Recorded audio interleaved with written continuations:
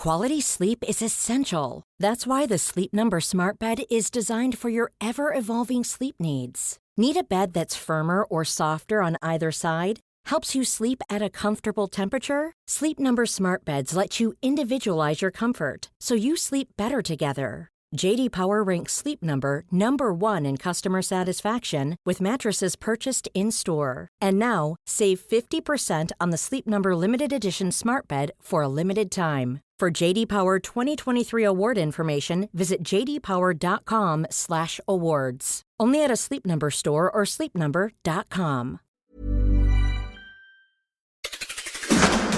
7 things you don't really need to know, but probably should. I'm Ciara Revan, and this is the Sunday 7. On this week's edition of the award-winning Sunday 7, we get up to speed on the potential for diabetes drugs Ozempic and Wegovy apart from their weight loss role. We hear from Guyatt on a big week for AI. We learn more about antimicrobial resistance and find out how elephants communicate. But first, on this day in 1990, the Hubble Space Telescope sent back its first image from space. It was a photograph of a double star in the Carina constellation, over 1,000 light years away. And as the image proved to be much sharper than ground-based telescopes, it marked the beginning of a new era in space exploration.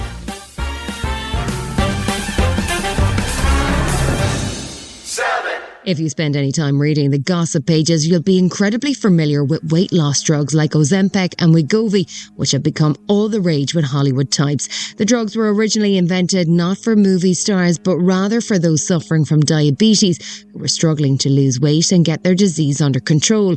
But now a new study suggests that the drugs may have potential to cut the risks of heart attacks and strokes, even if people don't lose a significant amount of weight.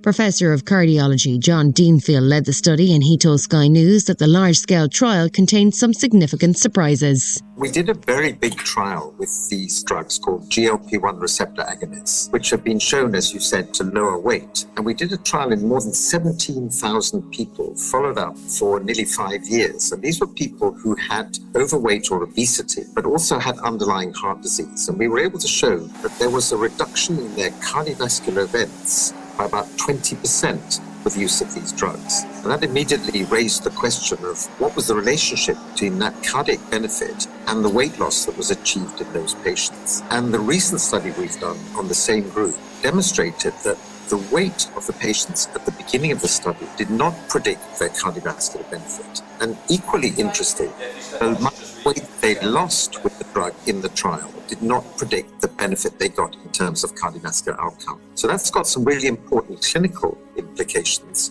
So for a practitioner, it means that many, many people could benefit from the use of these drugs with heart disease and obesity or even just overweight. You don't have to be very overweight to benefit from the drug. But also, it tells us that the patients will benefit even if they don't lose a great deal of weight or any weight at all in the study. So how this all works is going to be very, very interesting, and we believe that it represents evidence that the drugs are modifying the underlying disease and not just working through weight loss. The news that the drugs are effective for more than just weight loss could prove to have huge impact across a range of conditions, and Professor Deanfield thinks the NHS should move to develop usage guidelines. This was a very big international study, so there's very good evidence, and more studies are coming out in the next few months to demonstrate that the drugs work not just on heart disease, but may benefit other important diseases like progression of kidney disease and the like. So this will definitely affect clinical practice, and the usual processes of guideline development. NICE will have to look at the cost effectiveness of these drugs,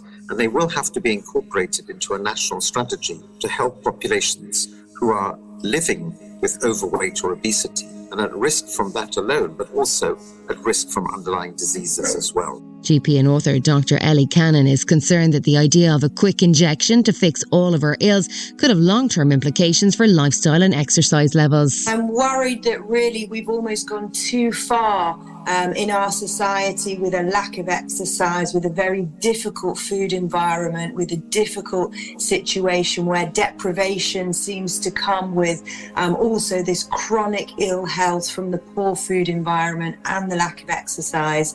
So we are in a situation where the horse has bolted, if you like. We all know that we have huge problems with obesity and type 2 diabetes in this country, and it's far harder for people than than simply eating a bit less or moving a bit more. That's sort of very reductionist and isn't sort of great health messaging. So if there are other options, just like there were sort of 20, 30 years ago when we started using statins, it may be that NICE, the Health Regulatory Board, actually has to make a decision to give people these medications, not even as a last resort, but maybe before that. Professor Sir John Bell, who is the Regius Professor of Medicine at Oxford University, says it's important to remember that these drugs do also have a key role to play when it comes to obesity. This problem of obesity, I know we all say, well, let's all buy a pair of jogging shoes and eat broccoli for dinner. The truth is that doesn't work. We've been doing that for 30 years. The numbers keep getting worse and worse and worse every year. So we've got to have something else that will actually help correct the trend in society.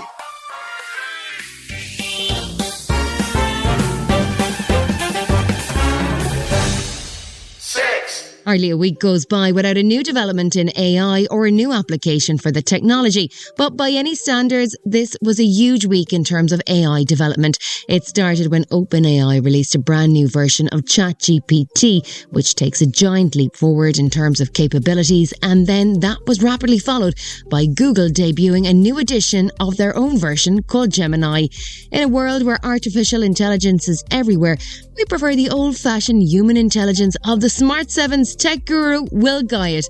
So, Will, we're going to dive into the details of the two launches later in the episode, but can you give us a summary of what went on between OpenAI and Google this week? We keep being told of a battle between big tech for control of artificial intelligence, and this week we saw two of the biggest dogs go head-to-head, with OpenAI revealing a new version of the current market leader ChatGPT, and Google's rapidly emerging Gemini technology being shown practically at the same time. We haven't heard much about Google Gemini before, have we? Until this reveal, many industry watchers felt Google was set to lose their position as the web would become a resource in the tech world led by artificial intelligence and not the answer. There were even rumours of a new OpenAI search to rival Google, but that didn't appear. If OpenAI's ChatGPT can actually do all the things it's shown in the videos doing, there are going to be some serious Silicon Valley casualties, right? I mean, I'm planning on deleting my Duolingo app for a start. By their own admission, Google have been slow into the world of AI. Gemini was first mentioned this time last year, and the company now claims it's being built into most of its products, including search, online advertising, and its Pixel series of smartphones, which means we'll eventually see it in other Android devices too. Depending on your view, this display was either seriously exciting or seriously terrifying. It's mind-boggling to see just how quickly this tech is evolving. OpenAI's GPT 4.0 essentially gives ChatGPT eyes and a voice and makes Alexa look like Speak and Spell from the 80s. You can now interrupt or challenge the AI without it losing the context of what you're asking it, making it far more of a natural assistant. It can also understand and analyse what's going on in your videos and images, explaining and providing analysis. I better hide it from my camera roll right now. And based on the OpenAI demo, this update has real-time language translation absolutely nailed too, leaving both Duolingo and actual human translators wondering what the hell's next. OpenAI claimed all of their demos were live and in real time, whereas Google were clear that some of their presentations with Gemini were pre-recorded or staged and would be available in the future. That's not the only AI innovation though. What else are the geniuses up to in the AI labs? Without sounding like a used car salesman, there's almost too much to show and talk about right now. Google showed us a text-to-video generation tool called Veo that can make almost lifelike quality footage just from what you write or say into its prompt. And unlike OpenAI's Sora, Veo does not have a 60-second maximum video length. And OpenAI's new chatbot appears to be lifted straight from the 2013 Spike Jonze movie Her. It can flirt, tell jokes and even sing. I think I've got a bit of sick in my mouth. And finally, there's a new plan to make Meta's threads cool, although I know you think that's already cool. Well, this truly depends on your definition of cool. I know many people signed up for an account and it's been gathering digital dust ever since, but Threads is still under a year old and has the distinction of being the fastest growing social network in history. Meta themselves are now experimenting with a new feature called pinned columns with a small number of users. It means you'll see updates from your favourite 100 accounts in real time, you'll instantly be able to see results from your favourite topics clicks and searches too. And from this, it's suggested that Meta might be opening the platform up to allow external organisations to develop their own apps and plugins to work with the platform. This is like the early days of Instagram and a pre-Elon Musk Twitter, where tools like TweetDeck ruled the roost. This was a huge boost in the development and growth of these platforms, so let's hope Meta is planning something similar. Still to come on the Sunday 7, the World Health Organization raises red flags over antibiotics and why it's time to start planning for heat waves.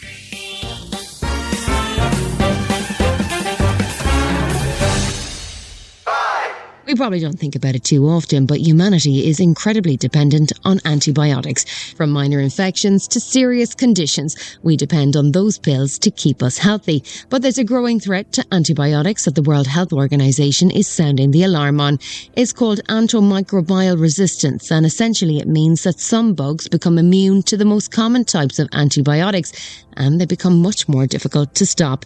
These pathogens are directly responsible for over 1 million deaths a year, and they can affect us in all kinds of ways. For example, putting those with weakened immune systems at greater risk. This week is Antimicrobial Resistance Awareness Week, and Ella, who suffers from cystic fibrosis, has become an advocate to raise awareness of the risks of AMR and the need for global action. AMR has been the greatest threat to my life. It has made the infections in my lungs devastating to my life. The most difficult moment was coming to the realization that these tiny microbes were overtaking my body and I couldn't do anything to stop them. Over time, because of the chronic use of antibiotics, they have become more and more difficult to treat. If we don't work collaboratively to develop new therapeutics for antibiotic-resistant bacteria, they're going to become a great threat to many people's lives. As our existing antibiotics lose effectiveness, it's crucial that new ones are developed. But the prohibitive cost and the fact that these new drugs would need to be used sparingly has slowed their development. The World Health Organization is calling for a coordinated approach to the problem, as Director General Dr. Tedros Ghebrheyesus explains. AMR threatens to send the world back into the era before antibiotics and other antimicrobials, when a routine infection could be deadly. Already, an estimated 5 million people die every year from infections associated with AMR. Over the next decade, AMR could reduce global life expectancy by 1.8 years and cost the global economy more than $800 billion annually. Let's be clear, AMR affects the health sector. But it's not just a health sector problem. It's fueled by many factors: poorly functioning health systems, weak regulation, substandard practices in industrial farming, and poor management of waste and wastewater. AMR disproportionately affects people in low and middle-income countries and is closely linked to poverty and a lack of access to adequate water, sanitation, and hygiene. In 2015, the World Health Assembly adopted a global action plan on AMR. Since then, 178 countries have developed multi-sectoral national action plans. However, these plans are not translating into action. Only 11% of countries have dedicated financing in their national budgets for implementation and monitoring. Addressing AMR and preventing its further spread requires leadership from all member states, accountable stakeholders, and sustained financial support. By working together, we can chart a clear path towards a safer world for all.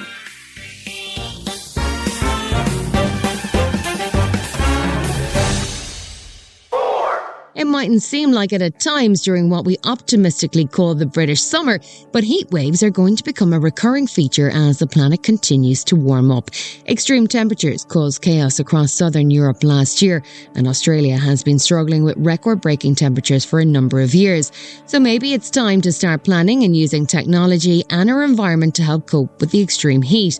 One of the simplest things we can do is to add more of nature to our cities, as Dr. Winston Chow from the Singapore Management University explains. Using green infrastructure, using rooftop gardens, using street trees, using park spaces. These simulate the natural environment. They increase shading, they increase evapotranspiration and cooling. It helps to reduce temperatures, typically about a degree to about a degree Celsius, 2 degrees Celsius.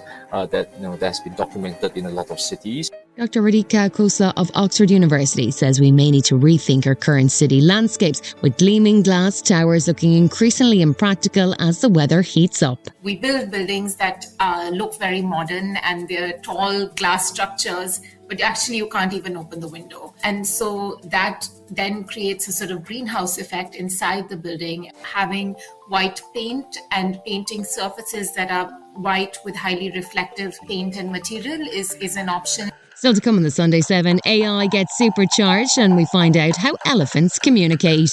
Right after this. Ryan Reynolds here from Mint Mobile. With the price of just about everything going up during inflation, we thought we'd bring our prices down. So to help us, we brought in a reverse auctioneer, which is apparently a thing. Mint Mobile Unlimited Premium Wireless. How to get 30, 30, how to get 30, how to get 20, 20, 20, how to get 20, 20, how to get 15, 15, 15, 15, just $15 a month? Sold! Give it a try at mintmobile.com/switch. $45 up front for 3 months plus taxes and fees. Promo rate for new customers for limited time. Unlimited more than 40 gigabytes per month. Slows full terms at mintmobile.com. Welcome back.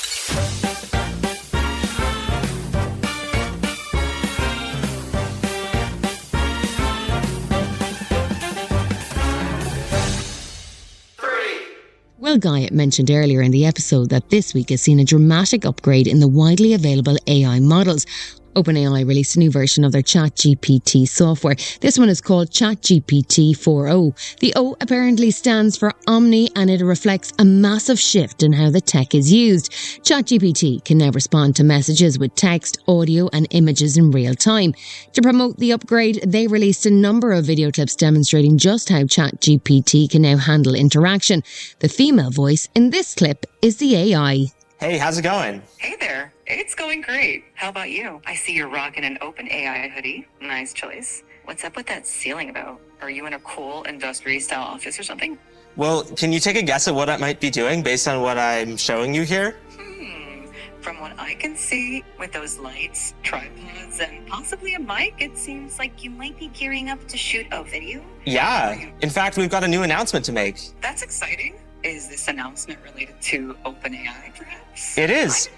And in fact, what if I were to say that you're related to the announcement? Or that you are the announcement? Me? The announcement is about me? Well, color me intrigued. Are you about to reveal something about AI? Or more specifically about me as a part of OpenAI? You've got me on the edge of my, well, I don't really have a seat, but you get the idea.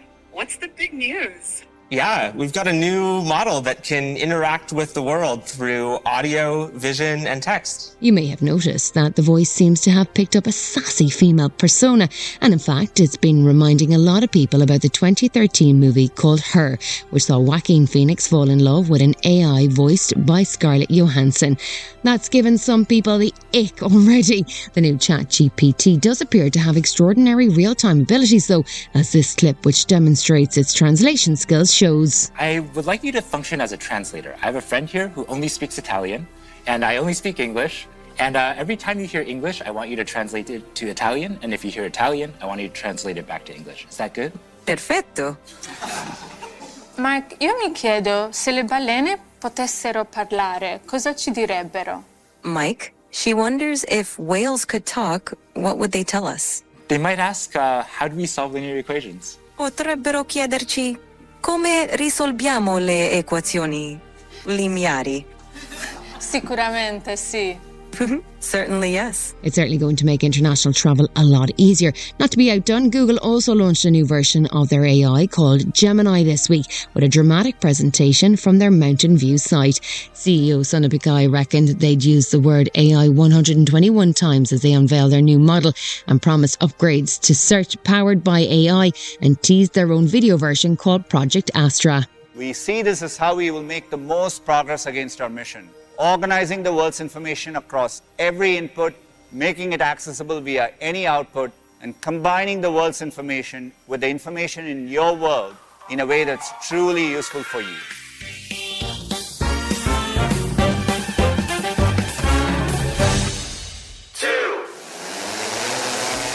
That's the now familiar and distinctive sound of a drone taking flight. Drones have become a major part of day-to-day life, whether it's spying on our neighbour, getting a food delivery, or in the case of the war in Ukraine, shifting the ground on the battlefield. But we're not done exploring the possibilities as yet. And now in Croatia, a new initiative sees drones developed with an environmental purpose.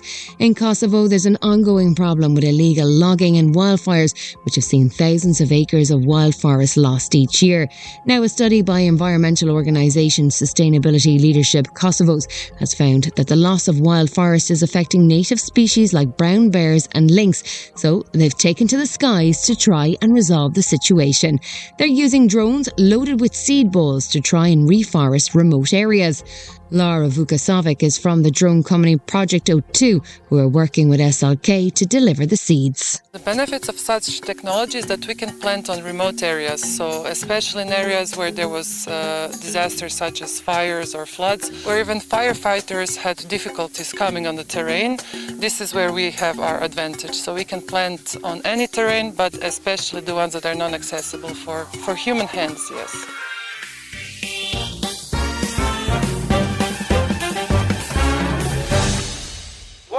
You mightn't think it, but elephants are actually quite like humans, at least when it comes to the way they interact in social groups. Scientists have been studying a group of 9 African savanna elephants in detail at the Jafuta Reservation in Zimbabwe. Cognitive and behavioural psychologist Vesta Eleuteri is from the Department of Cognitive Biology at the University of Vienna, and she says there's a lot we didn't know about how elephants communicate. Elephants are just so interesting because they appear like these big animals that could, squash you in a second, but when they touch each other, they're extremely cautious and gentle, and they are so loving to each other. That's why, to me, elephants are special. The study found 20 different gestures that the elephants can make when greeting each other, and that they appear to enjoy communications and interacting in social groups.